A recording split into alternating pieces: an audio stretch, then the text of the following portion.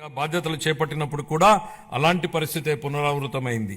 గత పాలకులు జీతాలు కూడా సకాలంలో చెల్లించలేని స్థాయికి రాష్ట్ర ఆర్థిక పరిస్థితిని దిగజార్చారు. రాష్ట్రంలో అన్ని అభివృద్ధి కార్యకలాపాలు నిలిచిపోవడంతో రాష్ట్ర ఆర్థిక వ్యవస్థ కుప్పకూలింది. ఇలాంటి పరిస్థితుల్లో బడ్జెట్ ప్రవేశపెట్టడం క్లిష్టతరమైంది. కౌటిల్యుడు అర్థశాస్త్రంలో చెప్పినట్టు సామాన్యుల సంతోషమే రాజు సంతోషం, వారి సంక్షేమమే ఆయన సంక్షేమం. రాజు తన వ్యక్తిగత ప్రయోజనాలు సంక్షేమం గురించి ఎన్నడూ ఆలోచించకూడదు. ప్రజల ఆనందంలోనే తన ఆనందాన్ని పొందడానికి ఎల్లప్పుడూ ప్రయత్నించాలి. నందరాజ వంశపు దుర్మార్గపు పాలన తర్వాత సుసంపన్నమైన మరియు న్యాయపాలనను స్థాపించడంలో చంద్రగుప్త మౌర్యుడికి కౌటిల్యుడి మార్గదర్శకం వహించినట్లే గత ప్రభుత్వ పాలనలోని విధ్వంసకర విధానాల తర్వాత గౌరవనీయ ముఖ్యమంత్రి గారు పారదర్శక, సంక్షేమం మరియు శాంతి భద్రతలతో కూడిన పాలనతో ప్రగతి పథం వైపు నడిపిస్తున్నారు. మన రాష్ట్ర పునర్నిర్మాణం కోసం ముఖ్యమంత్రి గారు నిరంతరం శ్రమిస్తున్నారు.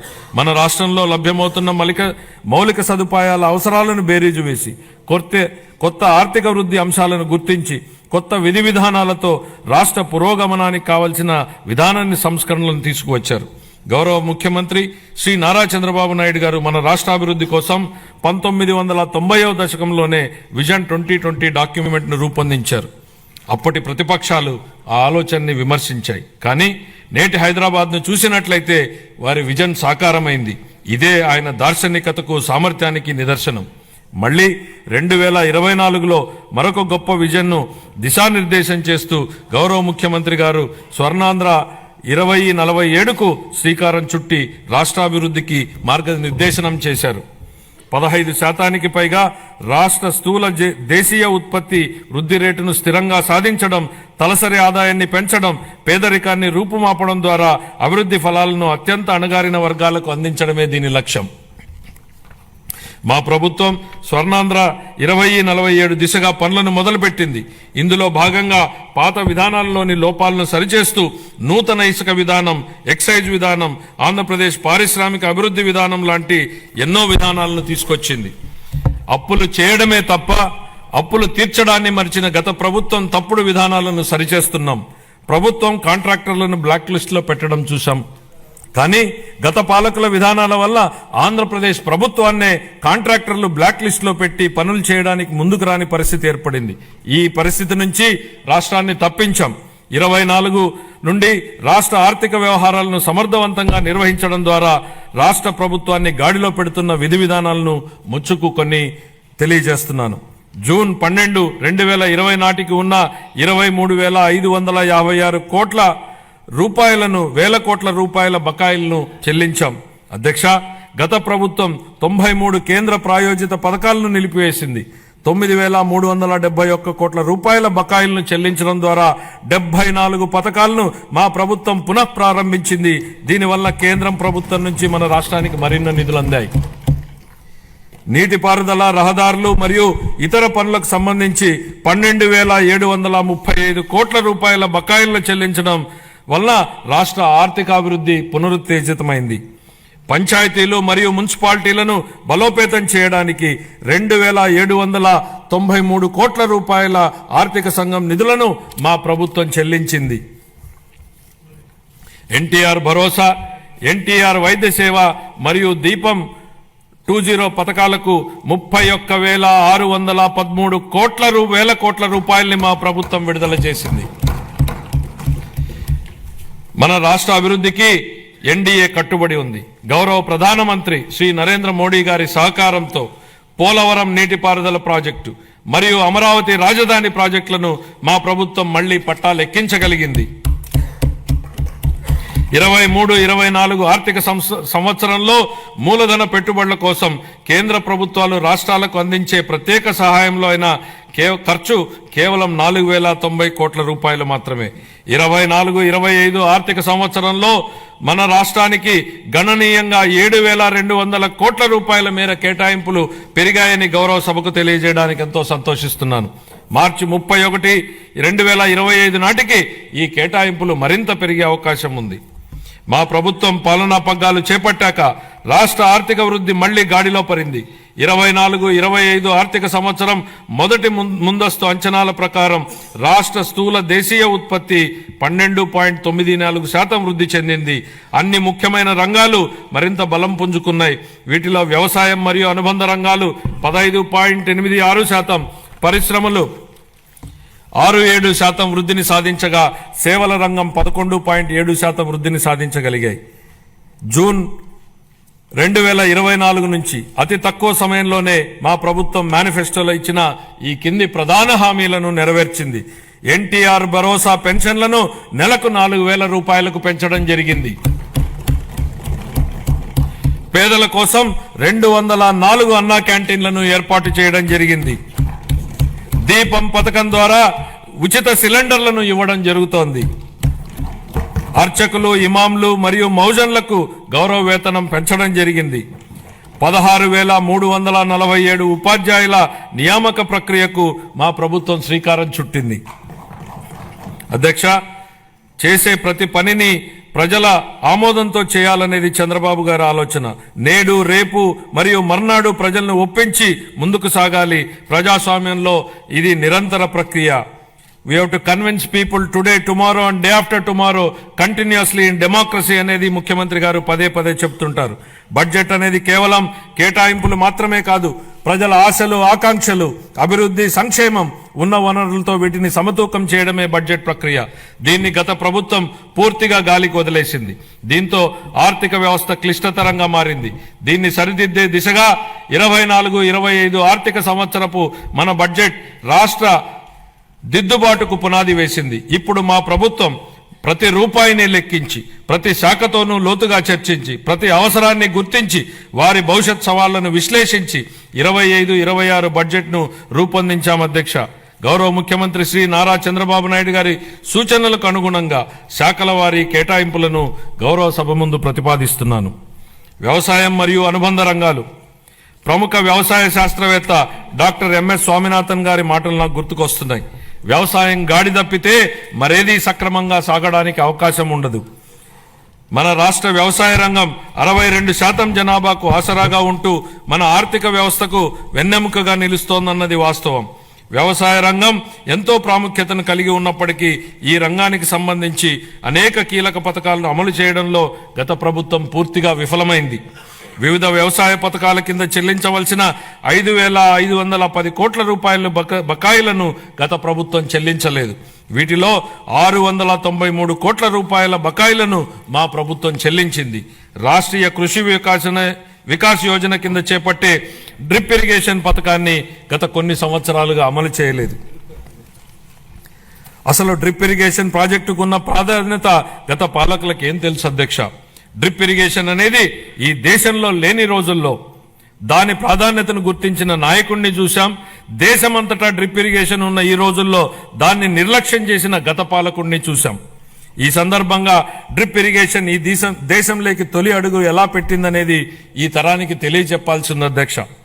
డ్రిప్ ఇరిగేషన్ గురించి ఎవరూ ఆలోచన చేయని 90వ దశకంలో ఇజ్రాయెల్ టెక్నాలజీని రాష్ట్రానికి తేవాలన్నారు చంద్రబాబు నాయుడు గారు. అధ్యయనానికి ఇజ్రాయెల్కి వెళ్లిన కమిటీలో నేను సభ్యుడిగా ఉన్నాను అధ్యక్ష. 3 IAS అధికారులను నన్ను సభ్యుడిగా ఆ కమిటీలో నియమించారు. నాటి ఉమ్మడి రాష్ట్ర ముఖ్యమంత్రి చంద్రబాబు గారి సూచనల మేరకు దాన్ని అధ్యయనం చేసి అందించిన నివేదిక ఆధారంగా దేశంలోనే తొలిసారిగా ఉమ్మడి రాష్ట్రంలో డ్రిప్ ఇరిగేషన్ పైలట్ ప్రాజెక్టు ప్రారంభించారు. దీనిపై నాటి కాంగ్రెస్ పార్టీ అవహేళన చేసింది. ఆ తర్వాత డ్రిప్ ఇరిగేషన్ పై జాతీయ స్థాయిలో వేసిన టాస్క్ ఫోర్స్ కు ఆయనే నేతృత్వం వహించారు.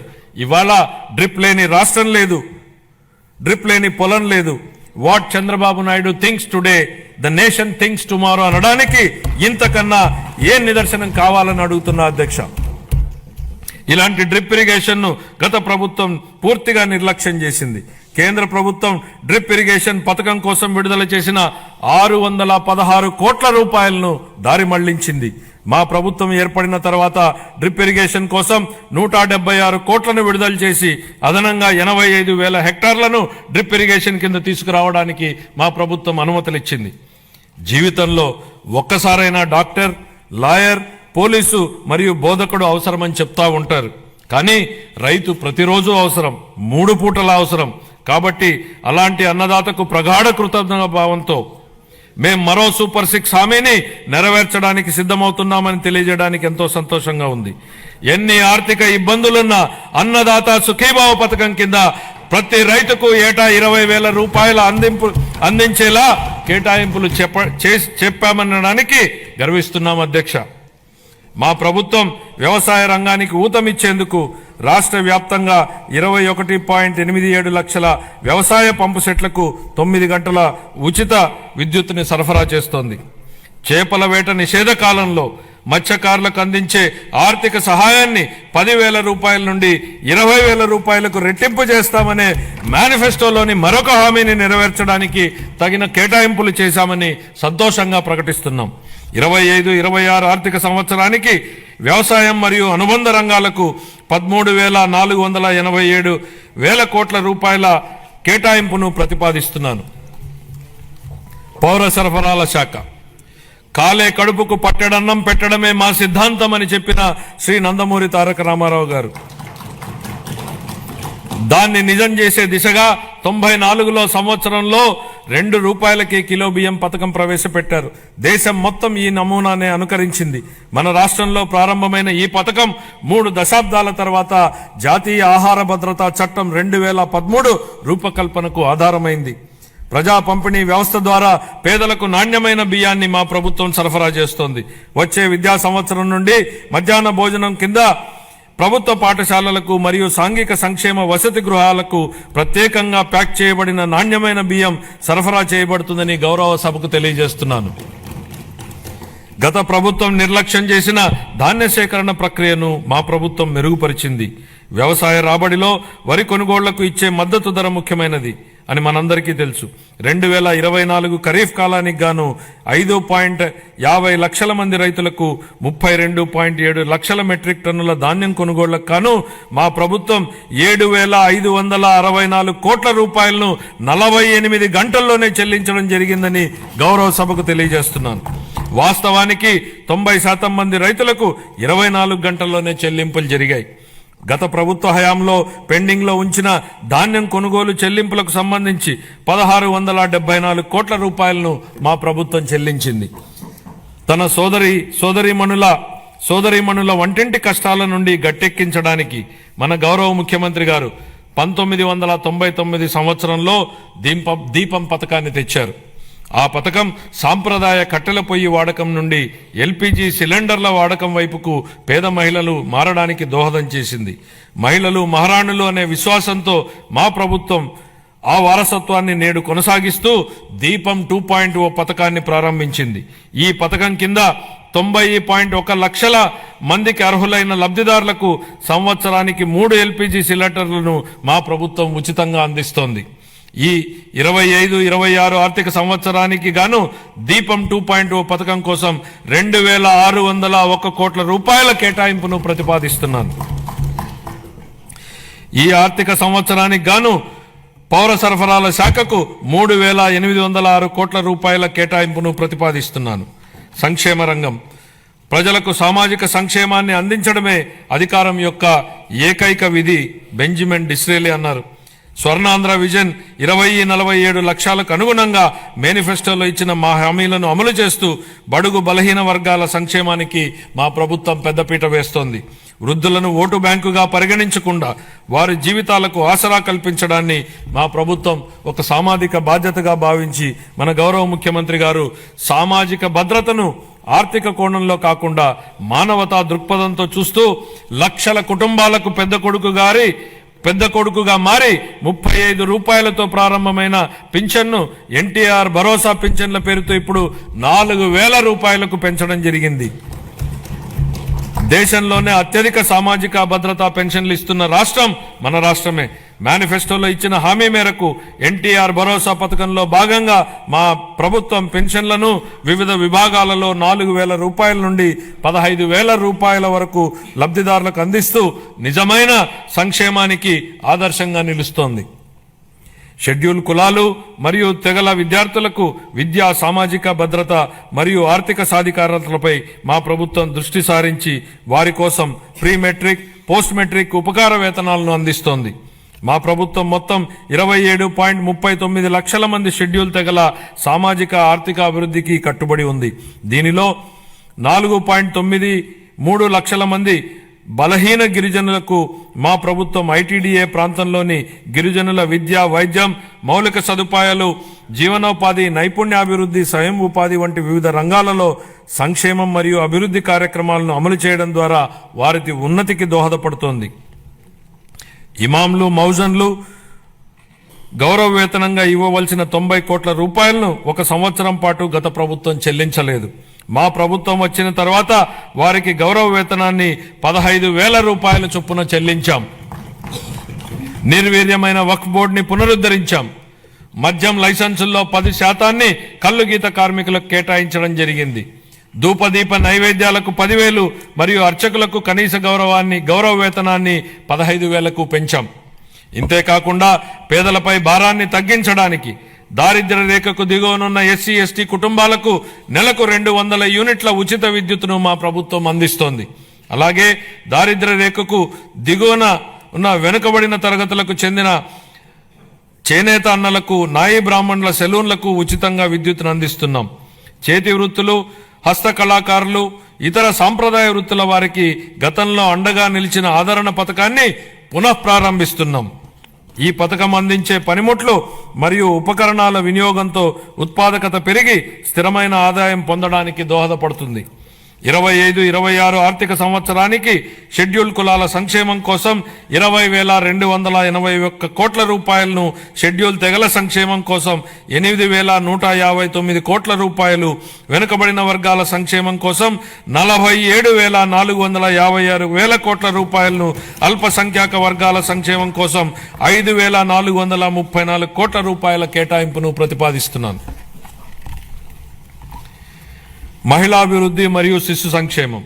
అసంబద్ధ సామాజిక కట్టుబాట్లను ధిక్కరించి భారతదేశంలో తొలి మహిళా ఉపాధ్యాయులుగా గుర్తింపు పొందిన శ్రీమతి సావిత్రిబాయి పూలే ఈ విధంగా అన్నారు: ఒక మహిళకు సాధికారత కల్పిస్తే మొత్తం సమాజాన్నే ఉద్ధరించినట్లవుతుంది.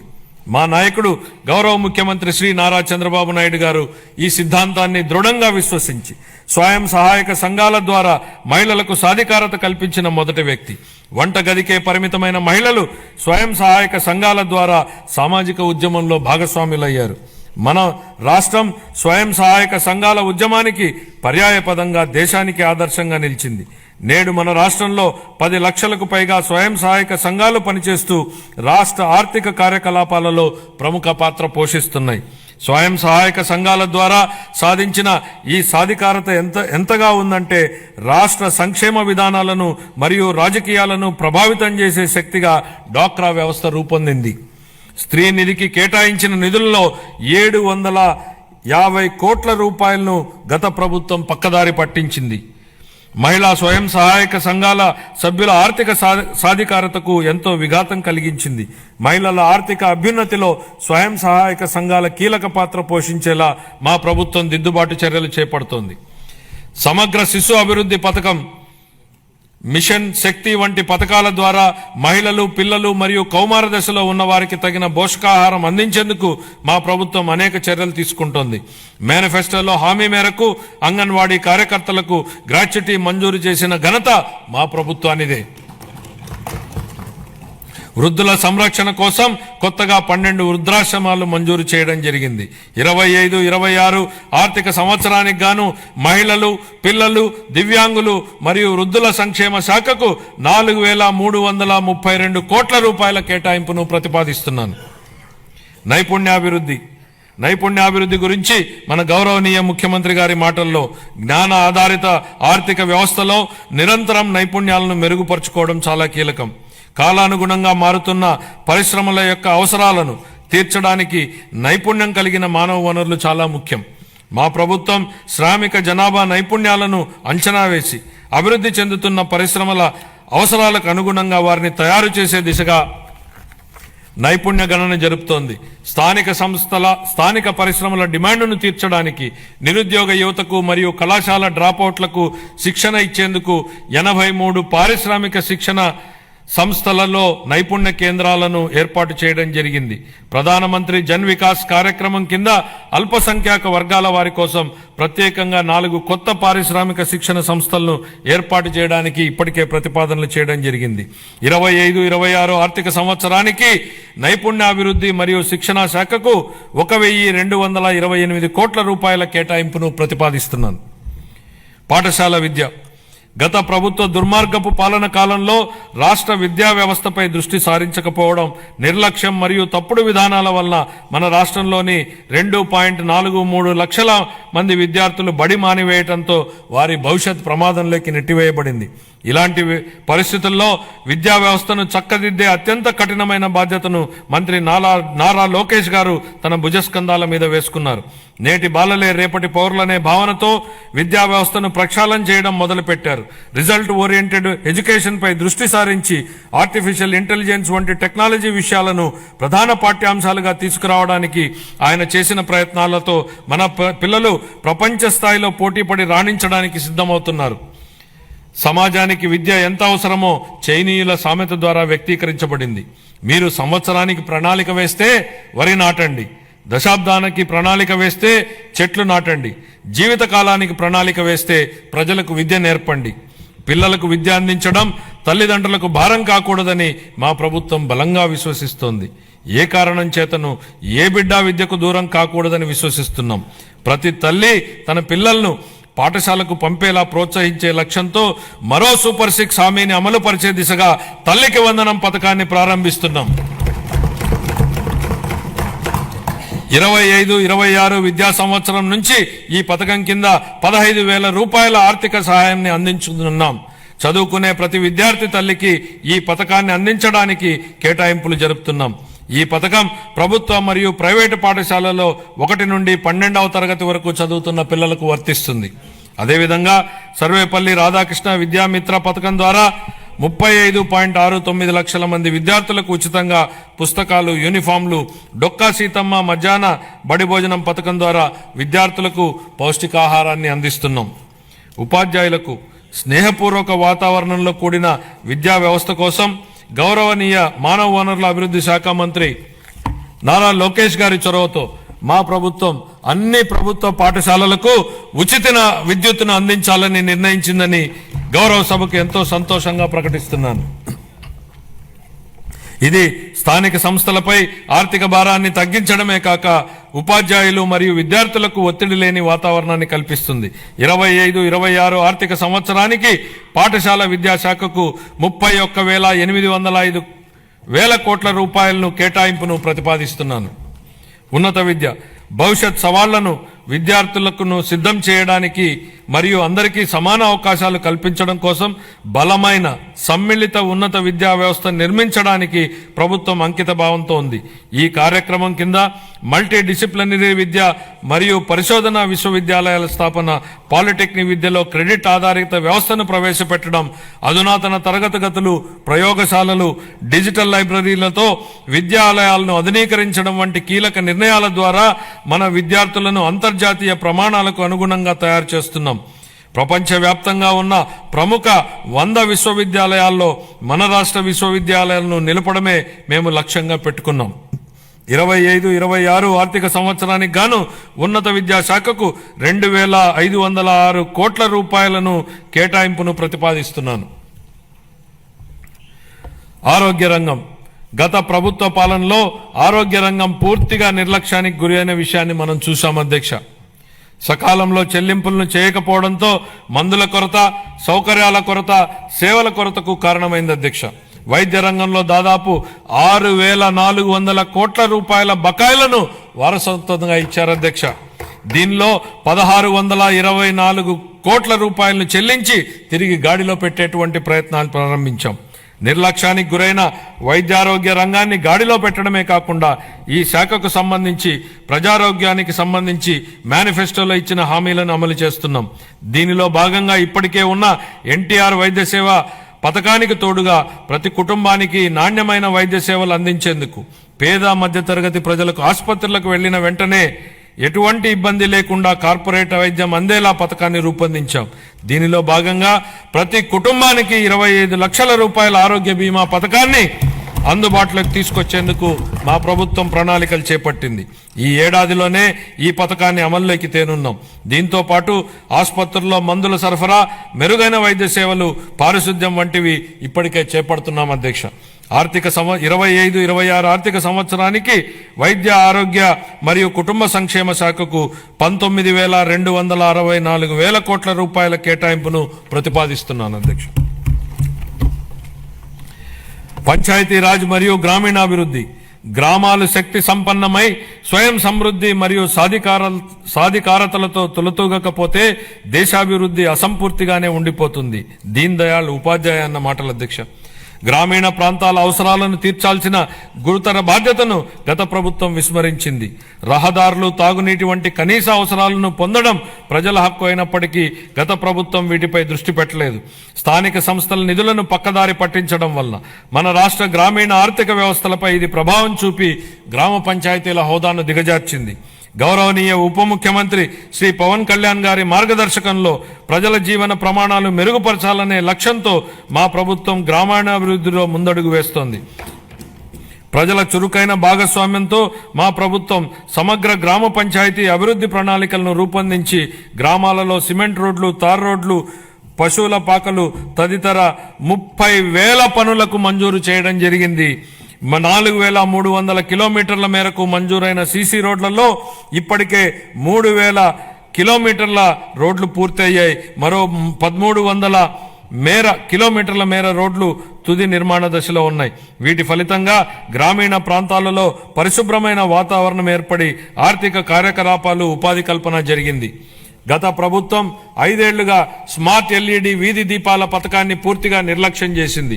150 కోట్ల రూపాయల మేరకు బకాయిలను చెల్లించడం ద్వారా మా ప్రభుత్వాన్ని ఈ కార్యక్రమాన్ని పునరుద్ధరించింది.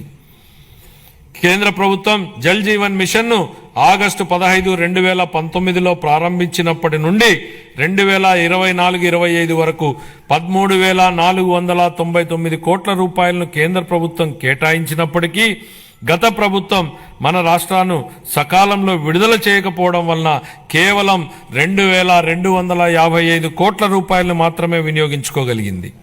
ఛత్తీస్గఢ్, జార్ఖండ్, గుజరాత్, ఒడిశా వంటి రాష్ట్రాలు 23-24 సంవత్సరానికి కేంద్రం నుంచి మనకంటే తక్కువ కేటాయింపులు పొందినప్పటికీ మన రాష్ట్రం కంటే ఎక్కువ నిధులను వినియోగించుకున్నాయి. మా ప్రభుత్వం ఈ పథకాన్ని పునరుద్ధరించడానికి చొరవ తీసుకుంది. మా ప్రభుత్వ అభ్యర్థన మేరకు ఈ పథకం గడువును 2028 వరకు పొడిగించిన కేంద్ర ప్రభుత్వానికి ఈ గౌరవ సభ ద్వారా ధన్యవాదాలు తెలియజేస్తున్నాను. దీనిలో భాగంగా సుస్థిర ఉపరితల నీటి రిజర్వాయర్ల నుండి 95.44 లక్షల గ్రామీణ గృహాలకు నీరందించాలని మా ప్రభుత్వం లక్ష్యంగా పెట్టుకుంది. మహాత్మా గాంధీ జాతీయ గ్రామీణ ఉపాధి హామీ పథకం కింద 45.3 లక్షల కుటుంబాలకు చెందిన 72 లక్షల మందికి ఉపాధి కల్పించడం జరిగింది. మా ప్రభుత్వం రైతులకు మేలు చేకూరేలా పొలాలకు అనుసంధాన రహదారులు వేస్తోంది.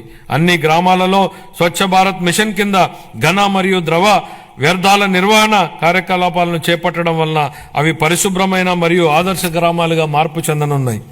గ్రామీణ ప్రాంతాల్లో మౌలిక వసతులు, రోడ్ల నిర్మాణం విషయంలో గత ప్రభుత్వాల నిర్లక్ష్యాల వలన భయంకరమైన భరింపశక్యంగాని వారసత్వం మా ప్రభుత్వానికి వచ్చింది అధ్యక్ష. పల్లెల్లో ఎక్కడ చూసినా గుంతలమైన రోడ్లే కనిపించాయి. వంతెనలు లేక కనెక్టివిటీ లేని గ్రామాలకు అనుసంధానం ఏర్పడుతున్న ఈ రోజుల్లో రోడ్లు సరిగా లేక గ్రామాలకు అనుసంధానం లేని పరిస్థితి గత ప్రభుత్వంలో ఏర్పడింది. ప్రధానమంత్రి గ్రామీణ సడక్ యోజన, ఆంధ్రప్రదేశ్ గ్రామీణ రహదారుల అనుసంధాన మరియు ప్రాజెక్టు మరియు జాతీయ వ్యవసాయ మరియు గ్రామీణాభివృద్ధి బ్యాంకు నిధుల కింద ఈ రోడ్లను అభివృద్ధి చేసే ప్రయత్నాలను ప్రారంభించాం. అన్ని వాతావరణ పరిస్థితులను తట్టుకోగలిగే రహదారులను నిర్మించి అనుసంధానతను కల్పించే దిశగా పీఎం జన్మన్ పథకం మన రాష్ట్రంలో అమలు చేయబడుతోంది. 2025-26 ఆర్థిక సంవత్సరానికి గాను పంచాయతీరాజ్ మరియు గ్రామీణాభివృద్ధి శాఖకు 18,847 కోట్ల రూపాయల కేటాయింపును ప్రతిపాదిస్తున్నాను. పట్టణాభివృద్ధి వేగంగా పెరుగుతున్న జనాభా దృష్ట్యా సమర్థవంతమైన పట్టణ ప్రణాళికను రూపొందించడం చాలా ముఖ్యం. పెరుగుతున్న పట్టణీకరణ అవసరాలను తీర్చడానికి అనుగుణంగా అభివృద్ధి చెందుతున్న నగరాలు మౌలిక సదుపాయాలను కలిగి ఉండాలి. రాష్ట్రాన్ని సర్వనాశనం చేసేలా ప్రణాళికాబద్ధంగా వికేంద్రీకరణ మంత్రాన్ని జపించిన గత ప్రభుత్వం బిల్లుల చెల్లింపు విషయానికి వచ్చేటప్పటికి మాత్రం కేంద్రీకృత విధానాన్ని అమలు చేసింది. ఉదాహరణకు మున్సిపాలిటీలలో చేసే చెల్లింపులను గత ప్రభుత్వం కేంద్రీకృతం చేసింది అధ్యక్ష. దీని ద్వారా స్థానిక స్వపరిపాలన స్ఫూర్తికి గత ప్రభుత్వం పాతరేసింది. మారుమూల మున్సిపాలిటీలో ఓ చిన్న మురుగునీటి కాలువ నిర్మాణానికి సంబంధించిన బిల్లులు సైతం రాష్ట్ర సచివాలయంలోని ఆర్థిక శాఖ కార్యదర్శి చెల్లింపులు జరిపే విధానాన్ని అమలు చేసింది. కేంద్రీకృత చెల్లింపుల విధానం నుంచి మున్సిపాలిటీలకు ఆర్థిక స్వేచ్ఛను కల్పించాలన్న గౌరవ ముఖ్యమంత్రి గారి ఆలోచనలకు అనుగుణంగా ఏప్రిల్ 1, 2025 నుండి మున్సిపాలిటీల బిల్లుల చెల్లింపును కేంద్రీకృత విధానం నుంచి వేరు చేసి బిల్లులు చెల్లించే అధికారాన్ని మున్సిపాలిటీలకే ఇస్తున్నాం. స్థానిక సంస్థలకు ఆర్థిక స్వేచ్ఛను కల్పించడం, వాటి పనితీరు మెరుగుపరచడానికి ఇదొక విప్లవాత్మక నిర్ణయం. ప్రజా రాజధాని అమరావతి. అసంబద్ధ రాష్ట్ర విభజన కారణంగా రాజధానిని కోల్పోయిన మన రాష్ట్రానికి అమరావతిని ప్రజా రాజధానిగా ఏర్పాటు చేసుకున్నాం. దీనికి ఆనాడు ఆమోదం తెలిపి అధికారంలోనికి రాగానే మాట మార్చారు. మాట మార్చడమే కాకుండా అమరావతి విధ్వంసానికి నడం బిగించారు. నాటి ప్రభుత్వ అరాచక విధానాలపై అమరావతి రైతులు పోరుబాటును ఎంచుకోవడం, తమని తాను కాపాడుకుంటూ ఈ రాష్ట్ర రాజధానిని కూడా కాపాడుకునేలా అమరావతి రైతులు చేసిన పోరాటాన్ని ఈ సందర్భంగా గుర్తు చేస్తున్నా అధ్యక్ష. తిరిగి రాష్ట్ర ప్రజల ఆకాంక్షలకు అనుగుణంగా రాజధాని పనులను పెద్ద ఎత్తున చేపట్టేందుకు సిద్ధంగా ఉన్నామని చెప్పడానికి సంతోషిస్తున్నాను అధ్యక్ష. రాజధాని అనేది ఓ ప్రాంతం కోసం కాదు, రాష్ట్ర అభివృద్ధి కోసం దోహదం చేసే గ్రోత్ ఇంజన్ గా అమరావతిని తీర్చిదిద్దాలనేదే మా ప్రభుత్వ లక్ష్యం. మహారాష్ట్ర అభివృద్ధికి ముంబై ఎంత కీలకమో, తెలంగాణ అభివృద్ధికి హైదరాబాద్ ఎంత ముఖ్యమో, మన రాష్ట్ర ఆర్థిక వ్యవస్థను ముందుకు తీసుకెళ్లడానికి అమరావతి నిర్మాణం కూడా అంతే అవసరం. గౌరవనీయ ప్రధానమంత్రి శ్రీ నరేంద్ర మోడీ గారి సహకారంతో ప్రపంచ స్థాయి మౌలిక సదుపాయాలు, పెట్టుబడులు మరియు ఉపాధి అవకాశాలను కల్పించడం ద్వారా అమరావతిని ముంబై మరియు హైదరాబాద్లతో సరితూగే ఆర్థిక శక్తిగా అభివృద్ధి చేయడానికి మా ప్రభుత్వం కృషి చేస్తోంది. అమరావతిని విధ్వంసం చేసేందుకు నాటి పాలకులు చెప్పిన మాటలను ఈ సందర్భంగా గుర్తు చేయాలనుకుంటున్నా అధ్యక్ష. రాజధాని నిర్మాణం కోసం అంత డబ్బులు ఇవ్వలేం కాబట్టే 3 రాజధానులు ఏర్పాటు అన్నారు. ఇవాళ మేం రాజధాని పనుల నిర్మాణం కోసం బడ్జెట్ నుంచి ₹1 కూడా కేటాయించలేదు అధ్యక్ష. కానీ రాజధాని పనులు ప్రారంభం కాబోతున్నాయి. మా ముఖ్యమంత్రి గారు చెప్పిన విధంగా అమరావతి సెల్ఫ్ సస్టైనబుల్ ప్రాజెక్ట్ అని నిరూపితమైంది. తనకు తానే ఆర్థిక వనరులు సంపాదించుకునే ప్రాజెక్టు అమరావతి అని కళ్ల ముందు కనపడుతోంది. ప్రపంచ బ్యాంకు, ఆసియా అభివృద్ధి బ్యాంకు మరియు హడ్కో వంటి ఆర్థిక సంస్థల సహకారంతో కేంద్ర ప్రభుత్వం ద్వారా అమరావతి నిధులు సమకూర్చుకునే ఏర్పాటును మా ప్రభుత్వం ఏర్పాటు చేసింది. దీంతో బడ్జెట్ సహాయం లేకుండానే స్వీయ పెట్టుబడి వనరులు కలిగిన రాజధాని నగర ప్రాజెక్టుగా అమరావతి మారింది. మా ప్రభుత్వం మున్సిపాలిటీల పరిధిలో చెత్త సేకరణకు వేసిన చెత్త పన్నును రద్దు చేసింది. చెత్త పన్ను ప్రస్తావన వచ్చిన నేపథ్యంలో ఓ విషయాన్ని సభ దృష్టికి తీసుకురాదలిచాను అధ్యక్ష. మీరు ఆనాడు ప్రతిపక్షంలో ఓ మాట అన్నారు. చెత్త మీద వేసిన చెత్త పన్నును ప్రస్తావిస్తూ నాటి పాలకుల మీద మీరు చేసిన వ్యాఖ్యలు పెను ప్రకంపనలు సృష్టించాయి. అది అక్షరాల నిజమని ప్రజలు తమ జూన్ 24 తీర్పు ద్వారా స్పష్టం చేశారు అధ్యక్ష. గత పాలకులు రాష్ట్రానికి అప్పులనే కాదు, చెత్తను కూడా మనకు వారసత్వంగా వదిలేసి వెళ్లారు. రాష్ట్రంలో 83 లక్షల మెట్రిక్ టన్నుల చెత్తను ఎత్తకుండా వదిలి వెళ్లిపోయింది గత ప్రభుత్వం. కూటమి ప్రభుత్వం చెత్త పన్నుని రద్దు చేయడమే కాకుండా మళ్లీ స్వచ్ఛాంధ్ర దిశగా పనిచేస్తోంది అధ్యక్ష. పట్టణ పేదలకు రాయితీపై ఆహారాన్ని అందించే 204 అన్నా క్యాంటీన్లను ఇప్పటికే ప్రారంభించడం జరిగింది. 25-26 ఆర్థిక సంవత్సరానికి పురపాలక మరియు పట్టణాభివృద్ధి శాఖకు 13,862 వేల కోట్ల రూపాయలను కేటాయింపును ప్రతిపాదిస్తున్నాను అధ్యక్ష. గృహ నిర్మాణ పథకాల కింద 4,737 కోట్ల రూపాయలను గత ప్రభుత్వం చెల్లించకపోవడం వల్ల 4 లక్షల మంది లబ్ధిదారులు నష్టపోయారు. గృహ నిర్మాణానికి షెడ్యూల్డ్ కులాల వారికి అదనంగా 50,000 రూపాయలు మరియు షెడ్యూల్ తెగల వారికి అదనంగా 75,000 రూపాయలు ఆర్థిక సహాయం అందించాలని మా ప్రభుత్వం నిర్ణయించింది. మేనిఫెస్టోలో ఇచ్చిన హామీల మేరకు మా ప్రభుత్వం గత 7 నెలల్లో అసంపూర్తిగా ఉన్న 1,15,000 బలహీన వర్గాలకు చెందిన వారి ఇళ్లను పూర్తి చేయడం జరిగింది. ప్రస్తుతం కొనసాగుతున్న ప్రధానమంత్రి ఆవాస్ యోజన పథకాల కింద 26 మార్చి నాటికి 7 లక్షలకు పైగా ఇళ్లను పూర్తి చేయాలని మా ప్రభుత్వం ప్రతిపాదిస్తోంది. అలాగే జూన్ 25 నాటికి 2 లక్షల ఇళ్లను ఆంధ్రప్రదేశ్ టౌన్షిప్ మరియు ఇన్ఫ్రాస్ట్రక్చర్ కార్పొరేషన్ ఏపీ టిడ్కో ద్వారా అందించనున్నాం. 25-26 ఆర్థిక సంవత్సరానికి గాను గృహ నిర్మాణ శాఖకు 6,318 కోట్ల రూపాయల కేటాయింపును ప్రతిపాదిస్తున్నాను. జలవనరులు కరువు రహిత ఆంధ్రప్రదేశ్ దిశగా ఈ భూమిపై ఏదైనా అద్భుతం ఉందంటే అది నీరే అన్న లోరెన్ ఐస్లీ అమెరికన్ ఆంథ్రోపాలజిస్ట్ మాటలు గుర్తు చేసుకుంటున్నాం అధ్యక్ష.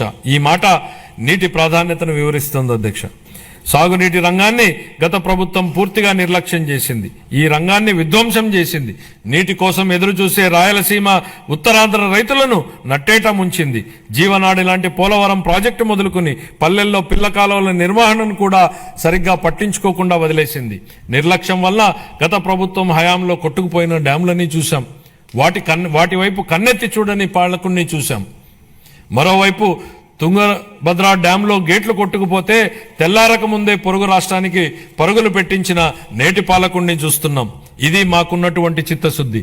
గరిష్ట స్థాయిలో 10,000 కోట్ల రూపాయలకు పైగా బిల్లుల బకాయిలు ఉండడంతో అన్ని సాగునీటి ప్రాజెక్టుల పురోగతి కుంటుపడింది. తమ కక్ష సాధింపు రాజకీయాలలో భాగంగా గత ప్రభుత్వం దీర్ఘకాలంగా నిలిపివేసిన నీరు చెట్టు బిల్లులు సైతం ఇందులో ఉన్నాయి. 4,600 కోట్ల రూపాయల బకాయిలను చెల్లించి మా ప్రభుత్వం నిలిచిపోయిన ప్రాజెక్టులను పునరుద్ధరించింది. మిగిలిన బిల్లులను కూడా త్వరలోనే చెల్లించనున్నాం. పోలవరం ప్రాజెక్టు ప్రస్తుత మరియు భావితరాల ప్రజలకు జీవితాలను మెరుగుపరుస్తుందని, అలాగే రాయలసీమ ప్రాంతం మరియు ఉత్తర కోస్తా జిల్లాల భవిష్యత్తును మారుస్తుందని మా ప్రభుత్వం బలంగా విశ్వసిస్తోంది. భవిష్యత్తును తీర్చిదిద్ది వ్యవసాయాన్ని పరిరక్షించి మన రాష్ట్రాన్ని నీటి భద్రత గల కరువు రహిత రాష్ట్రంగా మార్చే శక్తి ఈ ప్రాజెక్టుకు ఉంది. మా ప్రభుత్వం ఈ ప్రాజెక్టు మొదటి దశకు గాను కేంద్ర ప్రభుత్వం నుండి 12,157 కోట్ల రూపాయలను పొందగలిగింది. ఇప్పటికి 73% పురోగతిని సాధించిన ఈ ప్రాజెక్టు 2027 నాటికి పూర్తి కానుంది. గోదావరి జలాలు ఏటా 2,000 టీఎంసీల నీరు సముద్ర పాలవుతున్న పరిస్థితి ఓవైపు, నీరు లేక ఎడారిగా మారుతున్న రాయలసీమ ప్రాంతం మరోవైపు. వృధాగవుతున్న నీటిని సద్వినియోగం చేసుకుంటూ ఆంధ్రప్రదేశ్ను కరువు రహిత రాష్ట్రంగా మారుస్తూ రైతుల జీవితాలలో వెలుగు నింపే దిశగా బృహత్తరమైన పోలవరం బనకచెర్ల నదుల అనుసంధాన ప్రాజెక్టును మన గౌరవ ముఖ్యమంత్రి గారు శ్రీకారం చుట్టారు. దీనికోసం ప్రణాళికలు రూపొందించే ప్రక్రియ ప్రారంభమైంది. ఈ బృహత్తరమైన ప్రాజెక్టుకు అవసరమయ్యే 1,000 కోట్ల రూపాయలను సమకూర్చుకోవడానికి ఉన్న అన్ని అవకాశాలను గౌరవ ముఖ్యమంత్రి గారు అన్వేషిస్తున్నారు. దీనిలో భాగంగా గోదావరి నది నుండి 2,000 టీఎంసీల వరద నీటిని మళ్లించడం ద్వారా ఈ ప్రాజెక్టు సాకారం కావాలని, చంద్రబాబు గారి కలలు నిజమవ్వాలని మనం అందరం కోరుకుందాం. పెండింగ్ బిల్లుల చెల్లింపుతో పాటు సుపరిపాలన అందించడం వలన పలు ప్రాజెక్టుల పురోగతి మళ్లీ పట్టాలెక్కింది. వీటిలో హంద్రీనీవా సుజల స్రవంతి ప్రాజెక్టు వెడల్పు చేసే పనులు ఇప్పటికే ప్రారంభమయ్యాయి. పూల సుబ్బయ్య వెలుగొండ ప్రాజెక్టు, చింతలపూడి ఎత్తిపోతల పథకం స్టేజ్ 2లోని బొడ్డేపల్లి రాజగోపాలరావు వంశధార ఫేజ్ 2 పనులు వివిధ దశల్లో ఉన్నాయి. 25-26 ఆర్థిక సంవత్సరానికి జలవనరుల శాఖకు 18,019 కోట్ల రూపాయల కేటాయింపును ప్రతిపాదిస్తున్నాను. పరిశ్రమలు మరియు వాణిజ్యం. గత ప్రభుత్వ ఉదాసీన వైఖరి మరియు అసంబద్ధ విధానాల వలన పరిశ్రమలు మూతపడడంతో ప్రజలు ఉద్యోగాలు కోల్పోయి అనేక కుటుంబాలు ఆర్థికంగా చితికిపోయాయి. రాష్ట్రం నుంచి అనేక పరిశ్రమలు తరిమివేయబడడంతో వ్యాపార వర్గాల్లో భయాందోళనలు నెలకొన్నాయి. స్కూళ్లలో డ్రాప్అవుట్స్ గురించి మనం వింటూ ఉంటాం అధ్యక్ష. కానీ గత ప్రభుత్వంలో స్కూళ్లలో విద్యార్థులు డ్రాప్అవుట్ సహజంగానే పెరిగాయి. ఇవే కాకుండా పరిశ్రమలు డ్రాప్అవుట్ అయ్యాయి. రాష్ట్రం నుంచి ఉద్యోగాలు డ్రాప్అవుట్ అయ్యాయి. పేదలకు ఉపాధి డ్రాపౌట్ అయింది. ఇన్ని రంగాలలో డ్రాపౌట్లు కావడానికి మూలకారమైన గత ప్రభుత్వ పాలకులు ఇప్పుడు ఓటమి భయంతో సభకు రాకుండా అసెంబ్లీ నుంచి కూడా డ్రాపౌట్ అయ్యారు. వాళ్ళు ప్రజా జీవితం నుంచి శాశ్వతంగా డ్రాప్ అయ్యే రోజులు అతి త్వరలోనే ఉన్నాయి అధ్యక్ష. అనేక పరిశ్రమలు, ఎంఎస్ఎంఈలు, ఎస్సీ మరియు ఎస్టీ వర్గాలకు చెందిన వ్యాపారవేత్తలకు ప్రోత్సాహాల కోసం ఇవ్వాల్సిన 11,000 కోట్ల రూపాయల పైగా బకాయిలను గత ప్రభుత్వం నిలిపేసింది. వీటిలో 377.73 కోట్ల రూపాయల బకాయిలను మా ప్రభుత్వం ఇప్పటికే చెల్లించింది. ఒకప్పుడు వ్యాపారాన్ని ఈజ్ ఆఫ్ డూయింగ్ బిజినెస్ గురించి మాట్లాడుకున్నాం. ఇప్పుడు మన గౌరవ ముఖ్యమంత్రి గారు స్పీడ్ ఆఫ్ డూయింగ్ బిజినెస్ పై దృష్టి సారించారు. ప్రతి ఇంటికి ఒక ఐటీ ఉద్యోగి ఉండాలని అప్పట్లో మేం కృషి చేశాం. నేడు ఇంకొక అడుగు ముందుకేసి ప్రతి కుటుంబానికి వ్యాపారవేత్త ఉండాలనే లక్ష్యంతో ముందుకెళ్తున్నాం. ఓర్వకల్లు, కొప్పర్తి అనే 2 పారిశ్రామిక వాడలకు ఆర్థిక సహాయం అందించి అభివృద్ధి చేసేందుకు కేంద్ర ప్రభుత్వం ఆమోదం తెలిపింది. పారిశ్రామిక కారిడార్ అభివృద్ధి పథకం కింద మూలపేట, దొనకొండ, చిలమత్తూరు మరియు కుప్పం అనే 4 కొత్త పారిశ్రామిక వాడలను ఎంపిక చేయడం జరిగింది. పారిశ్రామిక వృద్ధిని వేగవంతం చేయడానికి మరియు దృఢమైన పెట్టుబడి వ్యవస్థను నెలకొల్పడానికి మా ప్రభుత్వం ముందు చూపుతో కూడిన అనేక విధానపరమైన కార్యక్రమాలను ఆవిష్కరించింది. 4 లక్షల మందికి ఉద్యోగ అవకాశాలు కల్పించే దిశగా ప్రధాన పెట్టుబడిదారులైన NTPC, Green Energy Limited, Arcelor Mittal steel company, NHPC, BPCL, Reliance Industries, LG Electronics, TCS, Tata Power, Greenko Group, Hero Future Energies, Ecoren ఎనర్జీల నుండి మా ప్రభుత్వం 6.3 లక్షల కోట్ల రూపాయల పెట్టుబడి హామీలను సాధించగలిగింది. ఈ సందర్భంగా పెట్టుబడుల సాధనలో శ్రీ నారా లోకేష్ గారి గురించి ప్రత్యేకంగా చెప్పాలి అధ్యక్ష. ఆర్సిలర్ మిట్టల్ స్టీల్ కంపెనీ రాష్ట్రానికి వచ్చేలా చేయడంలో ఆయనదే కీలక పాత్ర. అలాగే ప్రతిష్టాత్మక సంస్థలకు చెందిన డేటా సెంటర్లను రాష్ట్రానికి వచ్చేలా చేసే విషయమై లోకేష్ గారు దృష్టి పెట్టారు. 25-26 ఆర్థిక సంవత్సరానికి గాను పరిశ్రమలు మరియు వాణిజ్య శాఖకు 3,156 కోట్ల రూపాయలను కేటాయింపును ప్రతిపాదిస్తున్నాను. ఇంధన రంగం ప్రమాణ స్వీకారం చేసిన రోజునే గత ప్రభుత్వం విద్యుత్ కొనుగోలు ఒప్పందాలను రద్దు చేస్తున్నట్లు ప్రకటించడంతో విద్యుత్ రంగం సర్వనాశనమైంది. అసమర్థ పాలన, అప్పులు పెరిగి మరియు టారిఫ్ భారం కారణంగా ఈ రంగం 1.29 లక్షల కోట్ల రూపాయలకు పైగా నష్టాలను చవిచూసింది. విద్యుత్ కొనుగోలు ఒప్పందాలను గత ప్రభుత్వం నిర్లక్ష్యంగా రద్దు చేయడంతో మన రాష్ట్రం అధిక ధరకు విద్యుత్తును కొనుగోలు చేయాల్సి వచ్చింది. దీనివల్ల ట్రూ అప్ ఛార్జీల పేరుతో ప్రజలపై పెనుభారం మోపబడింది. గౌరవ ముఖ్యమంత్రి గారి దార్శనిక నాయకత్వంలో మన రాష్ట్ర ఇంధన రంగం నేడు పునరుజ్జీవం పొందుతోంది. గ్రీన్ హైడ్రోజన్ ఉత్పత్తిలో 2030 నాటికి భారతదేశం యొక్క మొత్తం ఉత్పత్తిలో 1/3 సాధించాలనే ధ్యేయంతో రాష్ట్రాన్ని గ్రీన్ హైడ్రోజన్ హబ్గా మార్చడమే మా ప్రభుత్వ లక్ష్యం. Andhra Pradesh integrated clean energy policy 24 పునరుత్పాదక ఇంధన తయారీ జోన్ల ఏర్పాటు చేయడం ద్వారా ఇంధన రంగంలో పెట్టుబడులను ఆకర్షించి 7.5 లక్షల మందికి ప్రత్యక్ష మరియు పరోక్ష ఉపాధి అవకాశాలను కల్పించే ప్రయత్నాలు జరుగుతున్నాయి. 25-26 ఆర్థిక సంవత్సరానికి గాను ఇంధన శాఖకు 13,600 కోట్ల రూపాయల కేటాయింపును ప్రతిపాదిస్తున్నాను.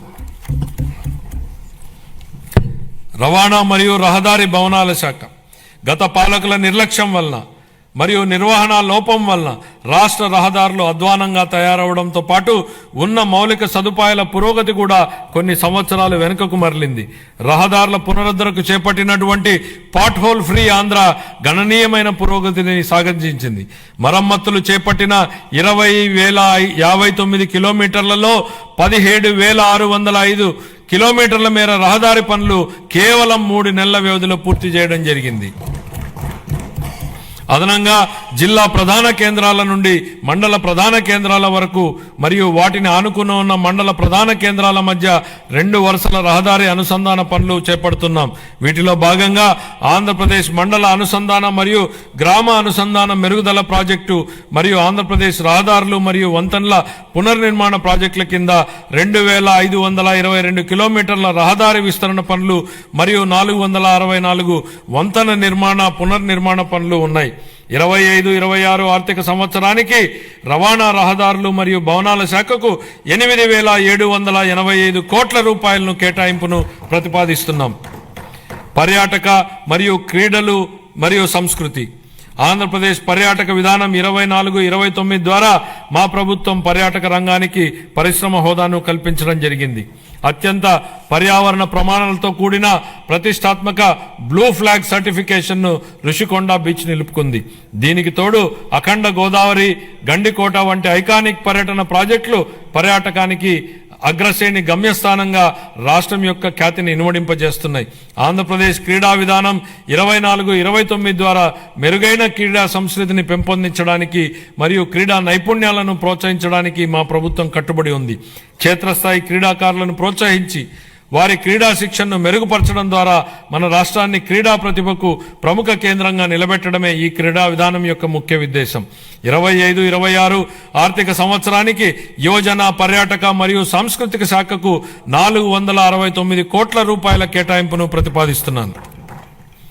గృహ మంత్రిత్వ శాఖ గత ప్రభుత్వం అనుసరించే విధానాల వలన పోలీసు బలగాల స్థైర్యంపై దెబ్బతీశాయి, వారి సామర్థ్యాన్ని కుంగదీశాయి. దీని ఫలితంగా రాష్ట్రంలో అరాచకం రాజ్యం చేసింది. మాదక ద్రవ్యాలు అడ్డు అదుపు లేకుండా తాండవించాయి.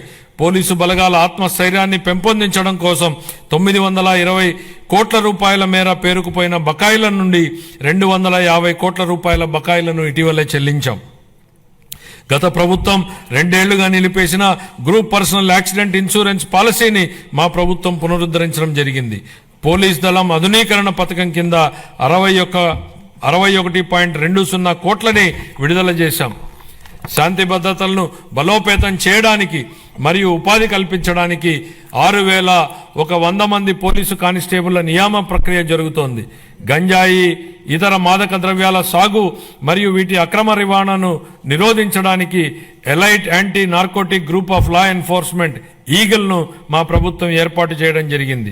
సైబర్ నేరాల ముప్పు పెరుగుతుండటంతో ప్రతి జిల్లాలో ఒక సైబర్ పోలీస్ స్టేషన్ను ఏర్పాటు చేయడానికి ప్రణాళికలు రూపొందించడం జరుగుతోంది. పోలీసు శాఖను మరింత చురుగ్గా తీర్చిదిద్దేందుకు వాహనాల కొనుగోలుకు మా ప్రభుత్వం కృషి చేస్తోంది. 25-26 ఆర్థిక సంవత్సరానికి గృహ మంత్రిత్వ శాఖకు 8,570 కోట్ల రూపాయల కేటాయింపును ప్రతిపాదిస్తున్నాను. రెవెన్యూ శాఖ గత ప్రభుత్వం ఆంధ్రప్రదేశ్ భూ హక్కు చట్టాన్ని సరైన జాగ్రత్తలు తీసుకోకుండా హడావిడిగా తీసుకొచ్చింది. ప్రజల నుండి వచ్చిన తీవ్రమైన ఒత్తిడి మేరకు ఈ చట్టాన్ని రద్దు చేసి భూ యాజమాన్యంపై ప్రజలకు ఉన్న భయాన్ని మా ప్రభుత్వం తొలగించింది. గ్రామ స్థాయిలో భూ సమస్యలను పరిష్కరించడానికి మా ప్రభుత్వం 17,403 గ్రామాలలో రెవెన్యూ సదస్సులను నిర్వహించి ఇప్పటి వరకు 90,315 అర్జీలను పరిష్కరించడం జరిగింది. సుమోటో కుల ధృవీకరణ విధానం ద్వారా రాష్ట్రంలోని అన్ని కుటుంబాలకు కుల ధృవీకరణ పత్రాలను ఆన్లైన్లో అందుబాటులో ఉంచడం జరిగింది. ఫ్రీ హోల్డ్ భూముల పునఃపరిశీలన చేపట్టి పూర్తి చేశాం. రీసర్వే పూర్తయిన 6,688 గ్రామాలలో గ్రామ సభలను జరిపి ఫిర్యాదుల పరిష్కారానికి తాజా ప్రాదేశిక డేటాను నిర్వహించడం జరుగుతోంది. కార్మిక శాఖ దారిద్ర్య రేఖకు దిగువన ఉన్న కుటుంబాల భద్రత కోసం కుటుంబ యజమానికి చంద్రన్న బీమా పథకం అమలుకు సంబంధించిన విధి విధానాలను నిర్ణయించేందుకు వర్కింగ్ కమిటీ ఏర్పాటు చేశాం. గుంటూరు, శ్రీ సిటీ, కర్నూలు, పెనుగొండ, అచ్యుతాపురం, శ్రీకాకుళం మరియు నెల్లూరు జిల్లాలలో ఈఎస్ఐ ఆసుపత్రుల నిర్మాణానికి భూములను గుర్తించడం జరిగింది. తిరుపతిలో ఈఎస్ఐ ఆసుపత్రిని 50 నుండి 100 పడకలకు పెంచడానికి ఆమోదించడం జరిగింది. ఇతర విధానాలు గౌరవ ముఖ్యమంత్రి గారి మార్గదర్శకంలో ఈ కింద ముఖ్య విధానాలను మా ప్రభుత్వం తీసుకొస్తోంది. వైబిలిటీ గ్యాప్ ఫండింగ్ ఆర్థిక శాఖకు సంబంధించి కొన్ని కీలక అంశాలు ప్రస్తావించాలి అధ్యక్ష.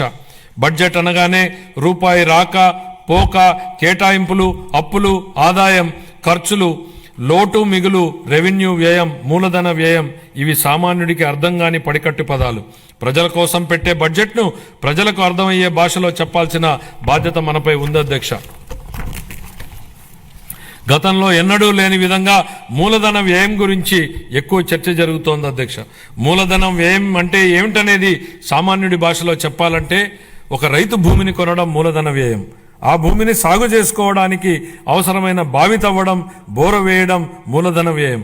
ఇలా ఆ రైతు పెట్టిన ఆ మూలధన వ్యయం వలన అతని పొలంలో పంటలు పండుతాయి, ఆదాయం వస్తుంది. అలాగే ప్రభుత్వానికి మూలధన వ్యయం ఉంటుంది. సాగునీటి ప్రాజెక్టులు, మౌలిక సదుపాయాల వంటి వాటిపై ఖర్చు చేస్తే అవి తిరిగి ఆదాయాన్ని కల్పిస్తాయి. ఇదే నిజమైన మూలధన వ్యయం లక్ష్యం. ఒక ఉదాహరణ అధ్యక్ష, 1600 కోట్ల రూపాయలను ఖర్చు పెట్టి కట్టిన పట్టిసీమ ప్రాజెక్టు ఈ రాష్ట్ర రైతాంగానికి 5 ఏళ్లలో 44,000 కోట్ల రూపాయలను సంపాదించే అవకాశాన్ని కల్పించింది. ఇది నిజమైన మూలధన వ్యయం, ప్రజలకు ఉపయోగపడే మూలధన వ్యయం. అందుకే మా ప్రభుత్వం దీనికి ఎక్కువ ప్రాధాన్యతనిస్తోంది. 100 కోట్లతో సముద్ర తీరాన ప్యాలెస్లు కట్టుకోవడం, సర్వే రాళ్లపై బొమ్మలకే 650 కోట్ల రూపాయలు తగలేయడం ప్రజలకు ఉపయోగపడే మూలధన వ్యయం కాదు. ఇలాంటివి క్యాపిటల్ ఎక్స్పెండిచర్లా కనిపించే పర్సనల్ ఎక్స్పెండిచర్. ఇది గత ప్రభుత్వ నిర్వాహకం. హంద్రీనీవా లాంటి ప్రాజెక్టులపై మా ప్రభుత్వం డబ్బులు ఖర్చు పెట్టడం మూలధన వ్యయం. ఇది నాటి పాలకులు ఖర్చు పెట్టిన విధానానికి, నేటి పాలకులు ఖర్చు పెడుతున్న విధానానికి ఉన్న వ్యత్యాసం. అదే రూపాయిని ఎవరు ఎలా ఖర్చు పెడుతున్నారనడానికి ఇదే ఉదాహరణ. తక్కువ ఆదాయ వనరులున్న ప్రస్తుత పరిస్థితుల్లో పెద్ద క్యాపిటల్ ఎక్స్పెండిచర్ ప్రాజెక్టులు చేపట్టడానికి వచ్చే ఇబ్బందులను అధిగమించడానికి ప్రణాళికలు రూపొందించాం. ప్రైవేట్ పబ్లిక్ భాగస్వామ్యంతో కొత్త అభివృద్ధి పనులు చేపట్టేందుకు ప్రోత్సాహకంగా ప్రాజెక్టు వ్యయంలో 20% వరకు వైబిలిటీ గ్యాప్ ఫండింగ్ కోసం ఓ వినూత్న పథకాన్ని ప్రవేశపెడుతున్నామని ప్రకటిస్తున్నాం. దీనికోసం 2,000 కోట్ల రూపాయల కార్పస్ ఫండ్ను ప్రతిపాదిస్తున్నాం. Real time governance. గత ప్రభుత్వ హయాంలో పారదర్శక మరియు పాలనా సౌలభ్యం కొరబడ్డాయి. గూగుల్, టీసీఎస్, మెటా తదితర సంస్థలతో మా ప్రభుత్వం అవగాహన ఒప్పందాలు కుదుర్చుకుంది. ఆరోగ్య సంరక్షణతో పాటు వివిధ రంగాలలో కృత్రిమ మేధస్సు వినియోగాన్ని వేగవంతం చేయడానికి గూగుల్ సంస్థతో కుదుర్చుకున్న అవగాహన ఒప్పందం రాష్ట్రంలో స్టార్టప్ వ్యవస్థకు మద్దతునిస్తుంది. మెటాతో కుదుర్చుకున్న అవగాహన ఒప్పందం ద్వారా 159 సేవలతో వాట్సాప్ గవర్నెన్స్ ను ప్రారంభించడం జరిగింది. వాట్సాప్ గవర్నెన్స్ తో వీలైనన్ని ఎక్కువ పౌర సేవలను అనుసంధానం చేసేందుకు మా ప్రభుత్వం ప్రయత్నిస్తోంది. మరో ముఖ్యమైన విషయం అధ్యక్ష, తెలుగు భాషాభివృద్ధి. ఆంధ్ర భోజుడిగా ప్రస్తుతించబడినటువంటి శ్రీ కృష్ణదేవరాయల వారి అమూల్యమైన పలుకుల్ని గుర్తు చేసుకుందాం. తెలుగుదేలయన్న దేశంబు తెలుగేను, తెలుగు వల్లభుండ తెలుగుకొండ, ఎల్ల నృపులు గొలవ ఎరుగవే బాసాడి, దేశ భాషలందు తెలుగు లెస్స. గౌరవనీయులైన ముఖ్యమంత్రి గారి మార్గదర్శకంలో వచ్చే ఆర్థిక సంవత్సరంలో వినూత్న ఆలోచనలతో మా ప్రభుత్వం ముందుకు అడుగేస్తుంది. శతాబ్దాల నాటి గొప్ప సాహితీ సాంప్రదాయాన్ని కలిగిన ప్రాచీన తెలుగు భాష ఒకటి. భారతీయ సంస్కృతి, సాహిత్యం మరియు కళలకు తమ రచనల ద్వారా పలువురు తెలుగు కవులు, రచయితలు మరియు పండితులు చేసిన సేవ ఎలాంటిది. మన రాష్ట్ర సంస్కృతి వారసత్వాన్ని కాపాడటంలో మరియు ప్రచారం చేయడంలో తెలుగు భాషకున్న ప్రాముఖ్యతను మా ప్రభుత్వం గుర్తించింది. తెలుగు భాష అభివృద్ధి మరియు ప్రచారం కోసం 10 కోట్ల రూపాయల కేటాయింపును ప్రతిపాదిస్తున్నాను. నవోదయం. అక్రమ మద్యం ఉత్పత్తిని నిర్మూలించడం కోసం 2016 సంవత్సరంలో అమలుపరచబడినటువంటి నవోదయం కార్యక్రమం విజయవంతమైంది. నేడు రాష్ట్రాన్ని అక్రమ మద్యం, మాదక ద్రవ్యాలు మరియు గంజాయి రహిత రాష్ట్రంగా మార్చాలనే ధ్యేయంతో మా ప్రభుత్వం నవోదయం 2.0 కార్యక్రమాన్ని ప్రారంభించింది. ఆల్కహాల్ డీ అడిక్షన్ కోసం పనిచేస్తున్న ప్రసిద్ధ సంస్థలతో కలిసి మా ప్రభుత్వం వ్యసనాల బారి నుండి ప్రజలను, ముఖ్యంగా యువతను రక్షించడానికి అవగాహన కార్యక్రమాలను విస్తృతంగా చేపట్టనుంది. ఈ కార్యక్రమానికి 10 కోట్ల రూపాయల కేటాయింపును ప్రతిపాదిస్తున్నాం. రతన్ టాటా ఇన్నోవేషన్ హబ్ను మా ప్రభుత్వం అమరావతిలో ఏర్పాటు చేయనుంది.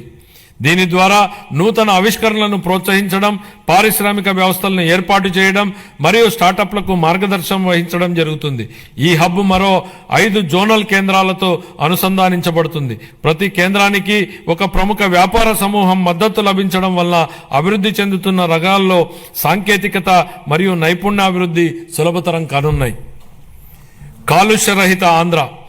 దేశ రాజధాని ఢిల్లీలోని పరిస్థితిని చూస్తే కాలుష్య ప్రమాదం స్పష్టంగా కనపడుతుంది. మన రాష్ట్రం కాలుష్యం బారిన పడకుండా మా ప్రభుత్వం చర్యలు తీసుకుంటోంది.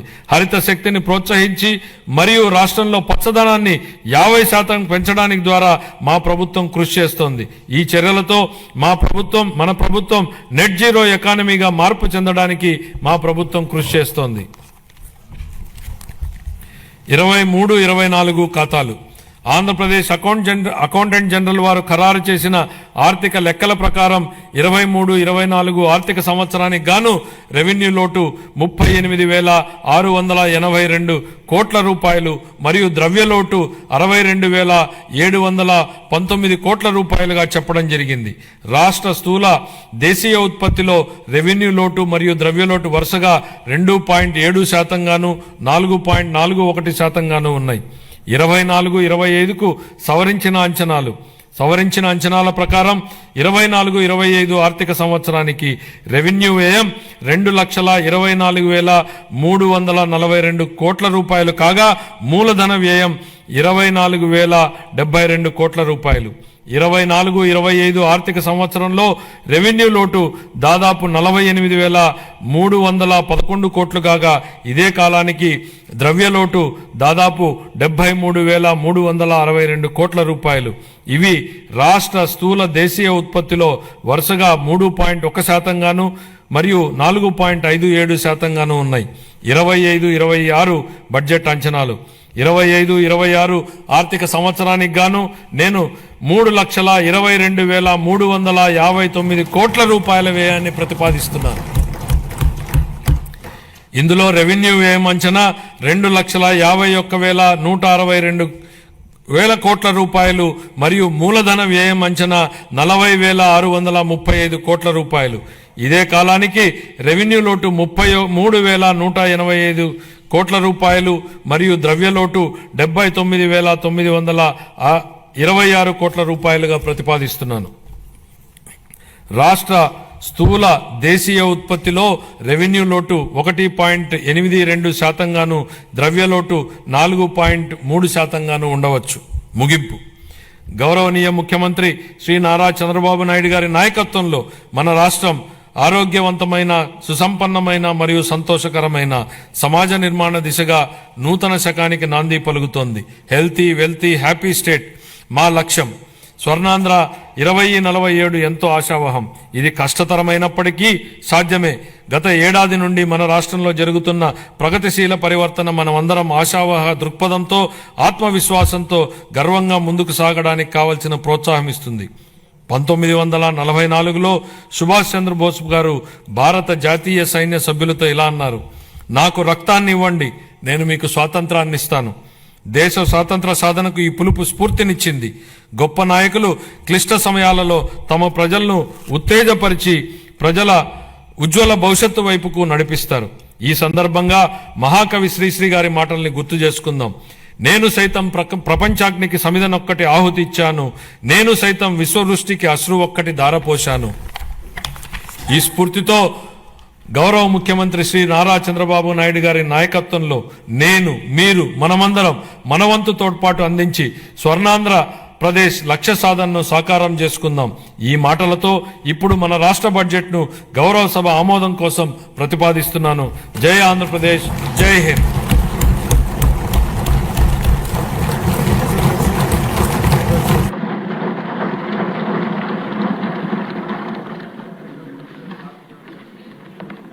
థ్యాంక్ యూ ఫైనాన్స్ మినిస్టర్ గారు.